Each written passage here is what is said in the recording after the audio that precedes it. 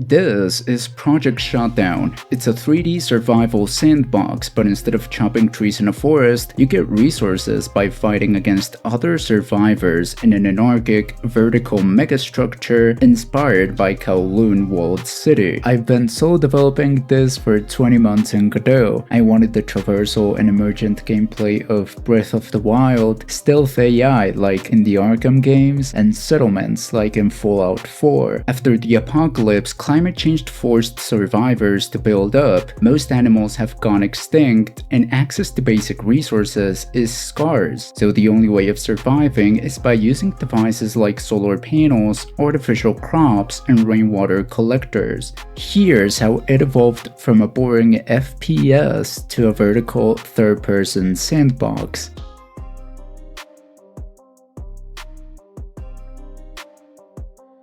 Please subscribe or follow me on Blue Sky for more updates. All feedback is appreciated. Remember that this is a pre-alpha, so things will change. Also, suggest a name for the game in the comments because so far, we just have a codename.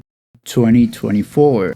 The original idea goes back to June 2024. After my last video, I burned out and just wanted to work on something else for a while. I had already made many 2D game prototypes, but that was years ago and I had this urge to try game dev again. I had some ideas for a 2D survival game and a 3D sandbox focused on machines. I liked both ideas, but I thought they weren't good enough by themselves, so why not mix both? Survive in abandoned urban places by repurposing devices. There's no easy water or food access, so you'd craft devices like rain collectors and solar panels to stay alive, some of which are affected by weather. Other survivors would raid your settlement, and since they're stronger, stealth was important. I know what you're thinking, like, it's too ambitious for a solo dev, and you're right, so I set some strict rules. First, we would have a small map. Quality over quantity. Density matters more than size, so no cars, no outdoors. Emergent gameplay through interconnected systems, like devices, weather, AI, and building. I know I can't compete against big studios with lots of content, so I'm not trying to. And also, environmental storytelling, so no voice acting and minimal characters. I had to choose a game engine,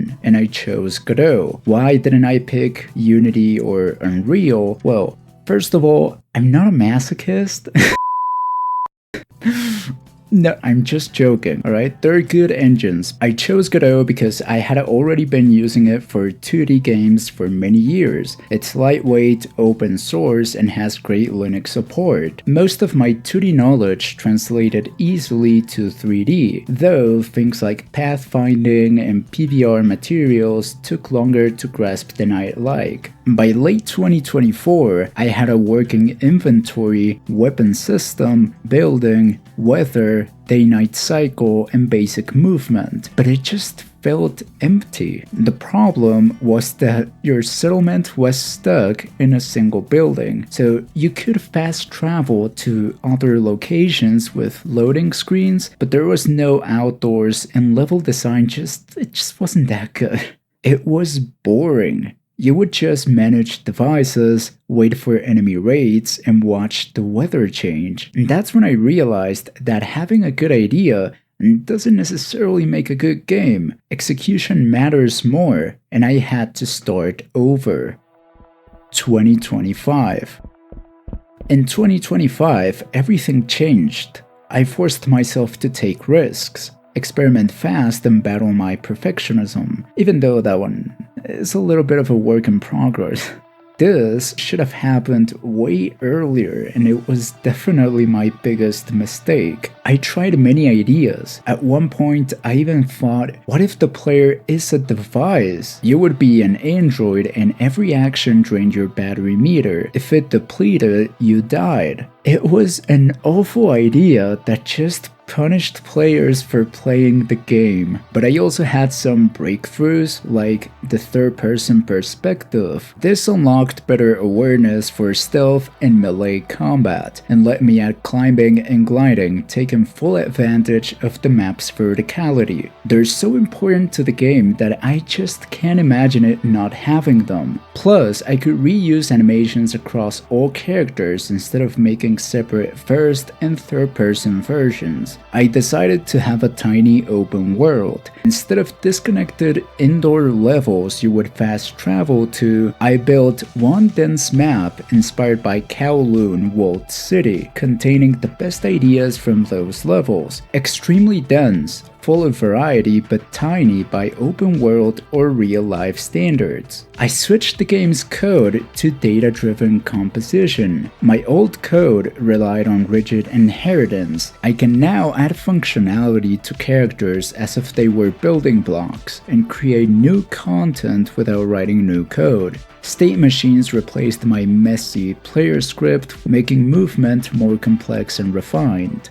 But the enemy AI still sucked. Enemies didn't interact with each other, they weren't reactive, and were buggy as hell. I scrapped everything and rebuilt it with behavior trees. It's the industry standard for NPC AI used in games like Halo, Alien Isolation, and The Division. They can be complex and hard to debug, but perfect for reactive, reusable AI. So it's a trade-off I'm willing to accept. It took me months and new systems to refine them, but now enemies have full stealth mechanics, patrolling, vision cones, takedowns, sound detection, investigating bodies, communicating with teammates, stealing loot, and all of that. In combat, they perform the same attacks and combos as the player, blocking coming strikes, and they search for the best cover position. When you kill an enemy group, you conquer their territory and claim their resources, but they can return and take it back. If you die, you lose that zone and everything you had there. I also overhauled interactions. Instead of one action per object, I added multiple options per interactable, like in Cyberpunk 2077. You can scroll through choices, and it can even override the player state for takedowns or device interactions. Devices now declare their own conditions to work. Solar panels, for example, only provide power during the day and only in outdoors. The weather system affects gameplay. Fog reduces enemy and CCTV visibility. Puddles appear in logical spots, and certain devices will be affected by weather as well. This is possible because each weather type can have custom logic or effects. It allows me to do something like in Breath of the Wild, where there's a chance for lightning to strike near metallic objects. For level design, I struggled with larger maps. I was prototyping in Blender and importing to Godot. It's a lot of unsustainable manual work and not modular or reusable at all. I ended up switching to modular kits. These have individual pieces that snap together with consistent units, and it's how most big games build levels. As a solo dev, it saves massive amounts of work. It's like mass-producing levels. By late 2025, most mechanics were functional, so I focused on adding depth to them, like bullet penetration through glass and wood.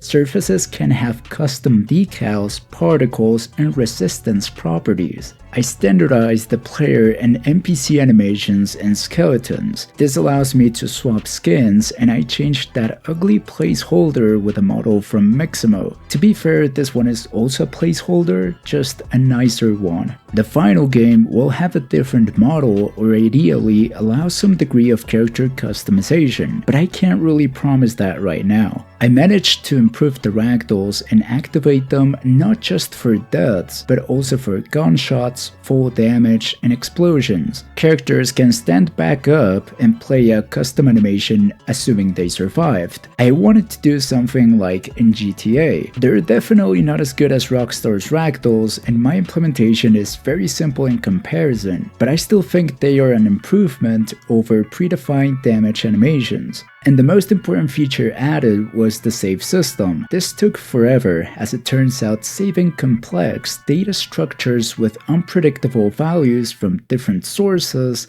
is kind of hard, but it finally works and can save structures, inventories, status effects, attributes, settings, weather, and procedural generation results. Speaking of which, I spent most of 2025 making maps, about a dozen that I scrapped because they weren't good enough. Either too big, too small, not vertical enough, or just boring. I'm decent when it comes to details or small self-contained locations, but I've always struggled with larger levels, the broader picture. So I finally tried procedural generation. I still handcraft individual buildings with interiors, but the game assembles them in more interesting ways than I could. It also captures the chaotic megastructure perfectly, and gives the perfect balance between indoors and outdoors, as well as massive replayability. When players run out of resources, they can just fast travel to different megastructures with hundreds of unique combinations, never running out of characters, resources, or content. Even if it's reused, it won't exactly be the same every time.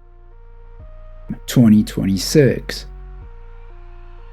In January, I made a proper cover system. The contextual lean mechanic I had wasn't going to be enough. I had to decouple items from their states, which now lets players use any item across states, allowing things like shooting while climbing or reloading while sprinting. I made procedural generation more modular with different passes, so you can define the overall shape of a megastructure, add regular buildings, add support for those buildings so that they don't float, terrain generation, and validation to prevent nonsense like stairs leading to nowhere. Now, in early February, I'm working on environmental interactions for things like grass, snow, or water, using vertex displacement like in Audio or 2. Frequently asked questions. What is the release date? Honestly, I'm not sure. 2027? Maybe? A playable demo should be finished this year. It's playable now, but it's still pre-alpha and clearly incomplete. Is there a Steam page? Not yet. It's coming in a few months once I finalize the name and have more content for screenshots and a trailer. Is it an asset flip? No, I made most assets and all of the code myself. The exceptions are the Mixamo animations and characters, public domain sound effects, few ambient CG textures, plugins I've used like Behave or Sunshine Clouds 2, and Google Symbols icons. Many are placeholders, and I might change them in the future. Everything else, from the buildings, textures, and stains on the floor, were made by myself. Are you considering early access or crowdfunding? I have considered both, but I don't really like either of them too much, to be honest. But I guess releasing as an early access might be the most realistic and sustainable approach, given that, I'm a soul dev. I'm still debating it, and we'll see in the near future. What platforms will you support? PC, Linux, Windows, possibly Mac OS. I do want to get Steam Deck verified. Is it going to have multiplayer? No, it's absolute hell to add a multiplayer. Don't get me wrong, I would love to add it, but it's a titanic amount of work for a solo dev on top of what I already have to work on. Are you hiring? No, honestly, I'm broke as hell, so I wouldn't be able to pay any of you. The game's budget is basically non-existent. Why are you promoting the game just now?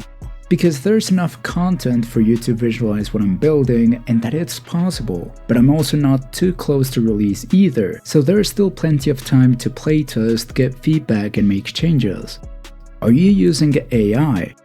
No, the game doesn't have any code or assets made by Gen AI. I know that some people think I'm an AI myself. No, I just sound like one.